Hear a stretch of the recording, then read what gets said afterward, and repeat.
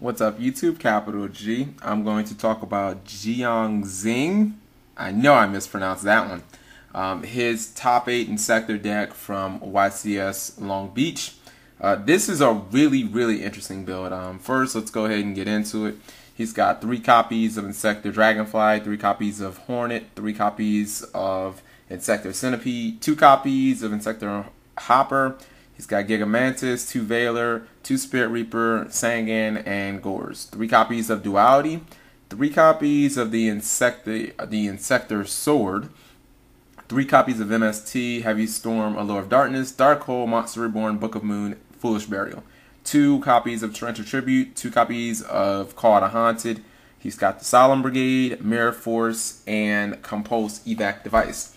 Okay, first thing that I notice is that this is 42 cards, so it's actually a rather large deck, and he doesn't run any tour guides, which is quite interesting. But it looks like he's going for a different type of win condition than what most Inzektors are going for, and I honestly think that he's going to be more successful than the typical Inzektor decks. For you guys who don't know, basically you can OTK your opponent with Inzektor Sword. It's one of the new trends with Inzektors. I actually think it's really good. Zektkaliber. Basically, all you need is Inzektor Dragonfly, the Inzektor Sword, and have either Hornet in your hand or in the graveyard. Those 3 cards, and basically you just push your opponent's, poo-poo in. Like, I think you put 8900 on the board. I'm actually going to link to Team Whirlwind's video where they have the entire OTK explained, but it's really remarkable. Because you just keep special summoning dragonflies, and you keep using Zektkaliber and Giga-Mantis to constantly cycle pops and constantly bounce things from your graveyard, and so on and so forth. Probably the most notable single monster in the deck is the fact that he ran 2 copies of Inzektor Hopper. Now, from what I understand, they were ruling that you couldn't use this turn 1 because of game mechanics. Because Inzektor Hopper reads when you launch it from being equipped to a monster like Dragonfly or Centipede to the graveyard, it lets your monster attack directly. Now, since you can't declare an attack on your first turn, people were saying that you shouldn't be able to activate it. But I hear that at YCS Long Beach, they were ruling it that you could use this on the first turn. This is critical, and actually this is proof because in the feature matches they were doing this. This is critical, and this is probably the reason why he didn't need tour guide, because this means that you can summon something like Inzektor Centipede, and you can summon Hopper, you can equip it to, or excuse me, you can equip Hopper to Centipede, and you can instantly search for your copies of Inzektor Hornet. The same thing can actually be said with Inzektor Dragonfly, where you could summon Dragonfly, you can equip Hornet, pop it, get a Centipede, pop it again, search for Hornet, search for Hornet, exceed. Like, it makes the deck so much faster. In fact, I'd say it makes the deck so much faster that it probably doesn't need tour guide anymore. So Inzektor Hopper is definitely a very good card. In fact, you could even go if you had Centipede and you equipped Hopper, you could even tutor even more, and you could search the Inzektor Sword to your hand. So I believe it says Inzektor card, not Inzektor monster with Centipede. Pretty sure. I mean, I've only ever searched Hornet. But moving on.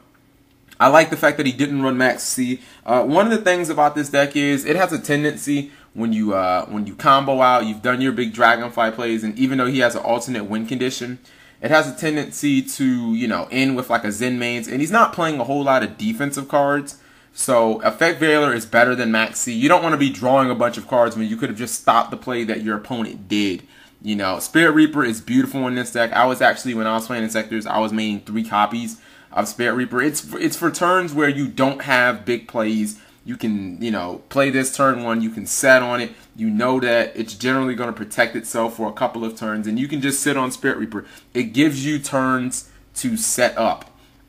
I also like the fact that he ran 3 copies of Duality, which I would consider a no-no in a basic Inzektor build, but it's pretty obvious when he has the swords and he's got Inzektor Hopper to trigger, his Inzektor effects even quicker, that he's really looking for that OTK. He's really looking for one big turn.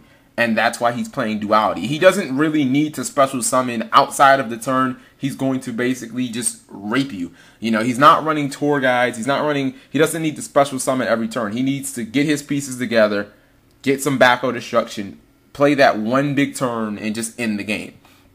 His trap lineup was actually pretty interesting too. The 2 copies of Call of the Haunted. I suspect that this was pretty much entirely for like Solemn Warning and stuff like that. Like if he was going for the OTK, he summoned Dragonfly and you stopped it, you know, via like Effect Veiler or something, and it died. That next turn he could just, you know, activate Call of the Haunted and try it again. I mean, the OTK also incorporates a ton of destruction, so you could have 3 monsters on your board. The OTK will push through those 3 monsters because of Hornet constantly activating, and it will still put 8,900 on the board. 2 Torrential Tributes works perfectly with the whole OTK mindset. You know, it doesn't matter if you have an open field or if your field is full of monsters, he's going to get the OTK off either way.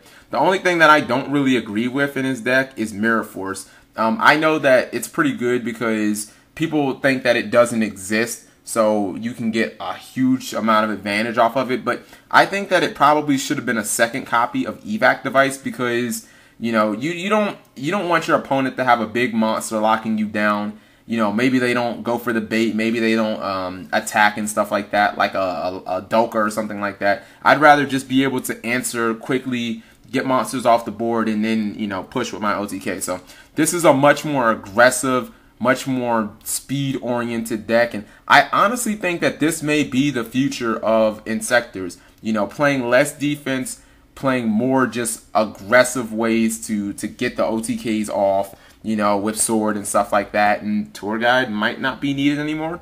In fact, I think that the only reason he ran Sangan is because it's a level 3, and I mean, it tutors nicely when you have an Inzektor on the field because you can you know, either blow up your own Sangan, wait for it to die, or you can exceed with it, you know. But I don't even think Sangan was necessary in this deck.